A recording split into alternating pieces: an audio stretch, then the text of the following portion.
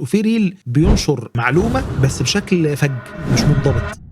مش هتقدر تحقق نجاح كبير غير بالتركيز. ايه بقى التركيز باختصار معناه انك بتعمل حاجه وبتسيب حاجه، لكن لو بتعمل كل حاجه مشتت في كله. بالظبط كده، فطاقتك هتروح في كله. التركيز بقى معناه ايه؟ بعمل حاجه واسيب حاجه. بعمل ايه؟ بعمل الكويس اللي هيفيد واسيب المشتت اللي هيضر. وفي مشتتات ما بتضرش مباشر، يعني مثلا انا افتح الفيسبوك والاقي ريل ورا ريل ورا ريل ورا ريل، فتلاقي الوقت طار منك في ريلز. يعني مثلا فكره كده تفتح ريلز مثلا فتلاقي مثلا عدى ساعه 2 في ريلز. الاول كان مفيد بتاع الاستاذ هلال الجميل ما شاء الله وحلو، الناس اتفرجت عليك. طب بعده في ريل مش مفيد، في ريل بعده مضر، في ريل بعده في اخبار واشاعات، وفي ريل في كوارث، وفي ريل بينشر معلومه بس بشكل فج مش منضبط. يعني مثلا فكره نشر صور الحوادث بشكل مستمر يومي، غير ان هو بيسبب للانسان احباط وانهزام، كمان ممكن يجيب له بلاده.